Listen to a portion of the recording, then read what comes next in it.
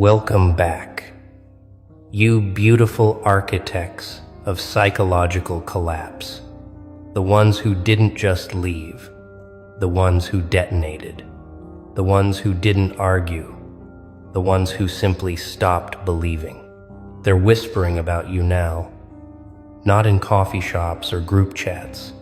No, in conference rooms with fluorescent lights humming overhead, where specialists in cult extraction sit around polished tables trying to reverse engineer exactly what the hell you just did to yourself. Because whatever move you pulled, whatever mental trick you performed in the silence of your own mind, it broke something they've been trying to break in people for decades. And now they want to bottle it, study it, teach it. You see, cult deprogrammers, these are people who spend their entire lives trying to free minds trapped in ideological prisons. They work with families destroyed by belief systems.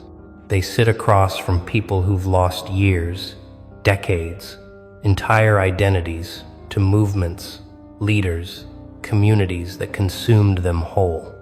And these specialists, they have protocols, frameworks, therapeutic models that take months, sometimes years to work. But then they saw you. They saw what you did. And it shattered their understanding of how the human mind breaks free from control because you didn't need their help. You didn't need intervention. Therapy, support groups, step-by-step deprogramming. You did something that shouldn't be possible according to every manual they've ever written. You woke up one morning and just stopped. Not gradually, not with doubt creeping in slowly over time. You looked at the entire structure of belief you'd built your life around, the identity you'd performed for years, the tribe you'd bled for, and you simply withdrew your energy like unplugging a machine. No dramatic exit, no manifesto, no final confrontation. Just a quiet, devastating, surgical severance of your mental contract with a reality that no longer served you. And everyone who was watching, everyone who had you mapped out, categorized, predicted, they felt the shift. They felt the absence where your belief used to be. And it terrified them more than any rebellion ever could. Because rebellion they can handle. Rebellion is loud, emotional, reactive. Rebellion proves you still care enough to fight. But what you did, this wasn't rebellion. This was transcendence. You didn't fight the system. You simply stopped recognizing its authority over your consciousness. You looked at the leaders, the doctrine, the community pressure, the fear tactics, the shame mechanisms, all of it, and something in your brain just clicked, not with anger, not with hurt, but with the most dangerous realization a controlled mind can have. Oh, none of this is real. None of this ever had power. I just believed it did. Now here's where it gets interesting. Cult deprogrammers traditionally work from the outside in. They try to create doubt by presenting contradictory information, by exposing manipulative tactics, by reconnecting the person to family, to old memories, to life before the group. It's a process of external intervention, hoping to spark internal questioning. But you worked from the inside out. You didn't need someone to show you the contradictions because you started seeing patterns. Patterns in how the narrative shifted when convenient. Patterns in who got punished and who got protected. Patterns in the gap between what was preached and what was practiced. And once you saw the pattern, you couldn't unsee it. The specialists call this spontaneous critical consciousness awakening. In their papers and case studies, they describe it as rare, unpredictable, almost miraculous. They've documented maybe a handful of cases where someone deep in ideological capture just wakes up without external help. And every time it happens, they scramble to understand how, what triggered it, what made this person's mind capable of self-liberation when thousands of others remain trapped. They study you like you're a key that might unlock a faster, more effective way to free people. Because if they can figure out what happened in your head, they might be able to replicate it, teach it, use it to save others. But here's what they don't tell you in their clinical language and academic papers. What you did wasn't just impressive, it was traumatic. Breaking free from mental control isn't like walking out of a building. It's like waking up mid-surgery and realizing you've been operating on yourself. You didn't just lose a belief system. You lost the version of yourself that needed it. You lost the community that defined you, the purpose that drove you, the certainty that made life feel manageable. And you did this without a safety net, without a replacement identity waiting, without anyone holding your hand through the collapse. Most people can't survive that kind of psychological freefall. Most people need the old structure to crumble slowly while they build something new. But you demolished the entire foundation in one moment of clarity and then stood in the rubble completely alone, completely exposed, completely uncertain of who you even were anymore. And somehow you didn't retreat back into the comfort of the lie. You didn't run back to the group begging for reacceptance. You sat in that devastation, in that identity death, in that terrifying freedom, and you refused to look away. The deprogrammers, they're analyzing this part especially. They want to know what kind of person can tolerate that level of existential vertigo without collapsing back into the safety of the familiar. What makes someone capable of choosing the unknown over the comfortable? What makes someone strong enough to be nobody for a while, to have no answers, no tribe, no script, just raw consciousness trying to figure out what's real? And the answer terrifies them almost as much as it fascinates them, because the answer is trauma. The answer is that you'd already been through so much pain within the system that the pain of leaving couldn't possibly be worse. You see, they thought they broke you into compliance. They thought the shame, the manipulation, the isolation tactics, the punishment for questioning, they thought all of that was keeping you locked in. But what they didn't realize is that every instance of abuse, every moment of cognitive dissonance you had to swallow, every time you felt that sick feeling in your stomach but pushed it down, all of that was building something in you. Not loyalty, not devotion, immunity. You were developing psychological antibodies to their control mechanisms. And when you finally hit your threshold, when the internal pain of staying became greater than the fear of leaving, you didn't just walk away. You atomically restructured your entire relationship with belief itself. Now, the cult deprogrammers are writing about something they're calling the autonomy trigger. It's that moment, that single instant, when a controlled mind suddenly realizes it has the power to simply stop believing. Not through argument, not through being convinced, but through the raw existential choice to withdraw consent from a narrative. They're trying to figure out how to artificially induce this trigger in people still trapped.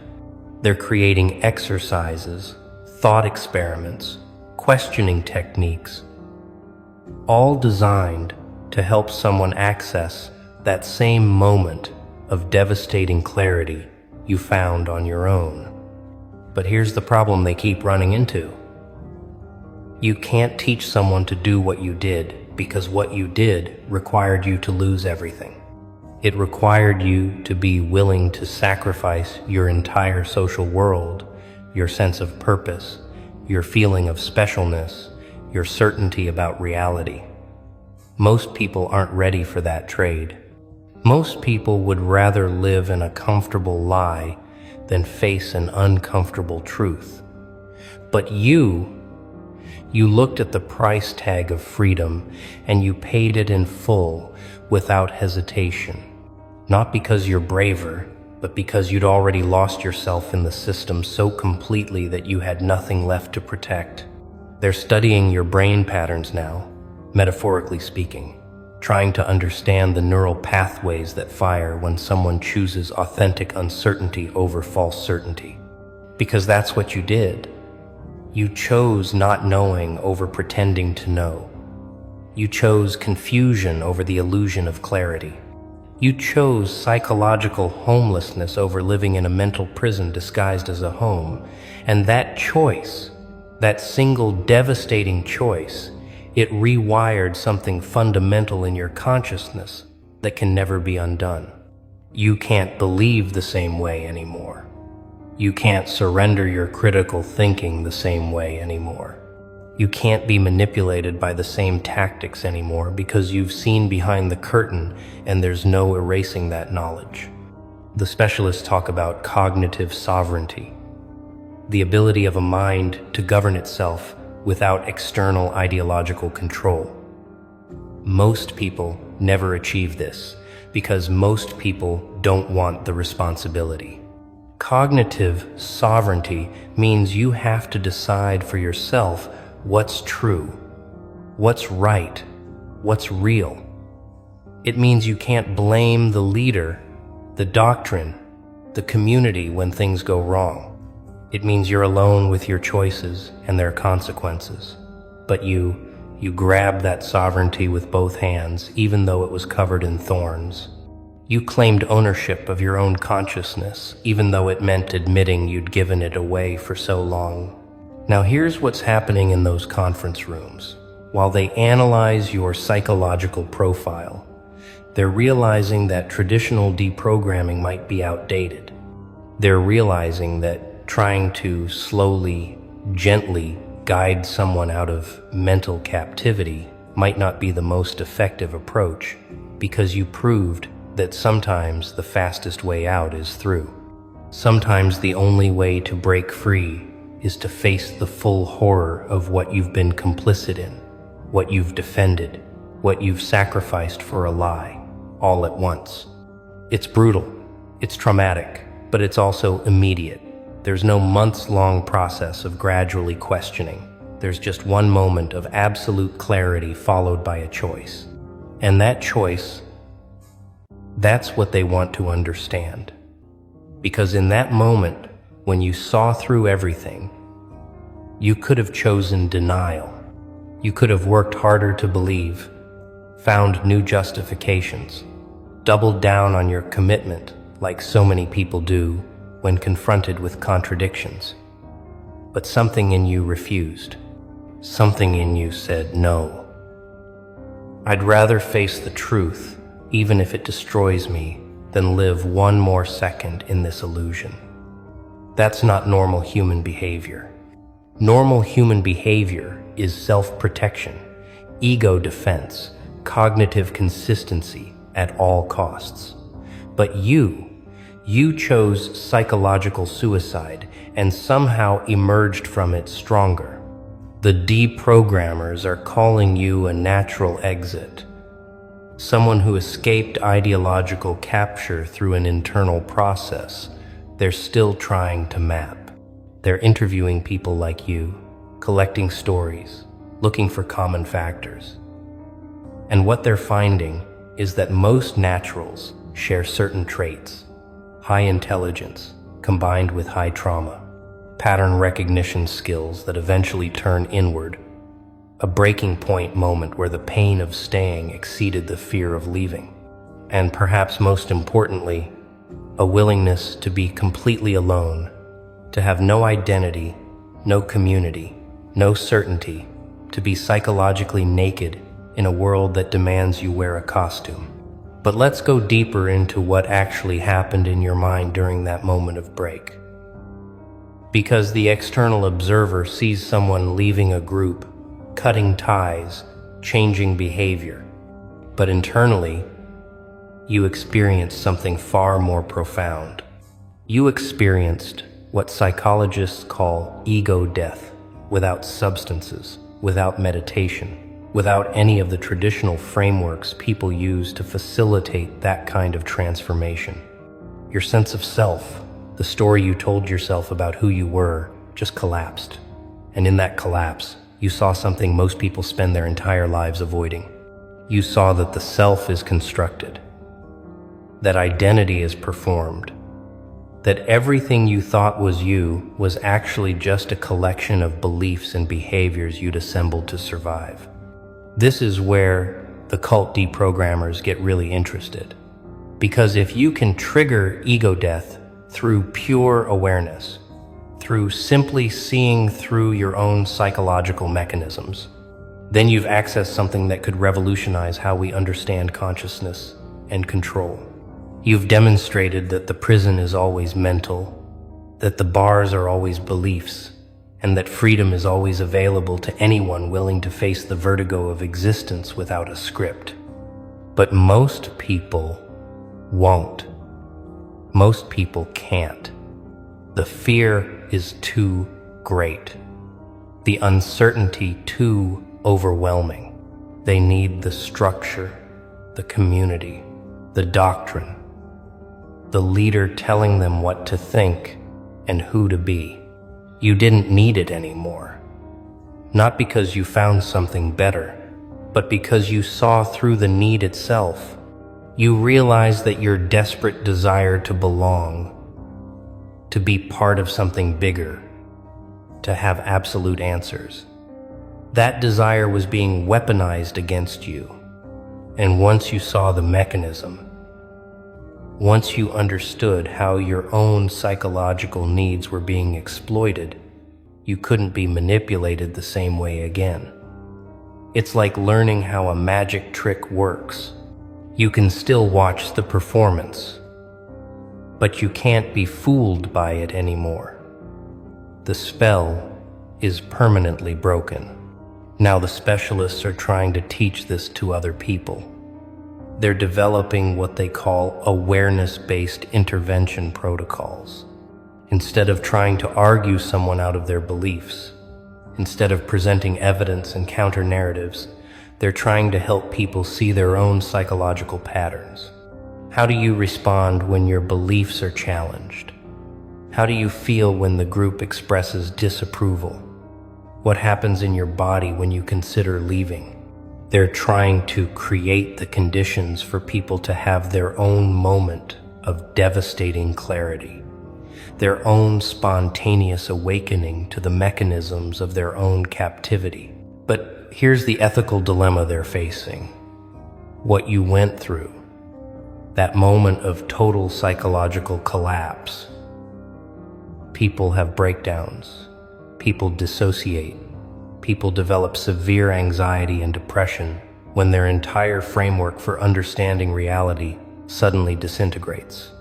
You survived it. You integrated it. You emerged from it with your sanity intact. But not everyone can. Some people need the slow process, the gradual dismantling, the therapeutic support. Forcing someone into the kind of awareness you achieved could destroy them rather than free them. So the deprogrammers are treading carefully, trying to figure out who can handle the truth and who needs to be protected from it. What they don't talk about much, what makes them uncomfortable to acknowledge, is that you might be fundamentally different from the people they're trying to help. You might have a psychological resilience they can't replicate or teach.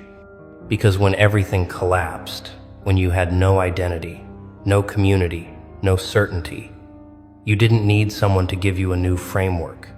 You were okay existing in the void. You were okay not knowing. you were okay being nobody for a while. And that's rare. That's almost unheard of in their case files. Most people emerging from ideological control immediately start searching for a new system to believe in, a new group to join, a new identity to adopt. But you just sat in the emptiness and learned to be comfortable with questions that have no answers. The cult deprogrammers are now studying something they call post-control consciousness. It's the mental state of someone who's broken free but hasn't replaced the old system with a new one. Someone who's learned to operate without ideological scaffolding. Someone who can tolerate ambiguity, who can hold multiple contradictory ideas, who can change their mind without it threatening their entire sense of self. And what they're finding is that people who achieve this state, people like you, they become nearly impossible to manipulate ever again. Not because they're skeptical of everything, but because they understand how belief works, how persuasion operates, how their own mind can be influenced. You've seen the source code, you've read the manual, you know all the tricks because you fell for them before. This is what makes you so valuable to their research. You're not just someone who escaped, you're someone who understands the escape mechanism. You can articulate the psychological processes that most people who leave groups can't explain. You can describe the moment of break, the feeling of the illusion shattering, the experience of choosing truth over comfort. And in your description, they're finding clues, patterns, techniques they might be able to teach to others. But they're also finding something that troubles them. They're finding that what you did might not be replicable because it required you to be willing to lose yourself completely. And that's not a skill you can teach. That's a desperation you can only experience. Let's talk about what happened after the break. Because the moment of clarity, the moment of leaving, that's dramatic. That's the climax of the story. But what comes after, that's where the real work begins. You were suddenly outside the system that had defined you for so long.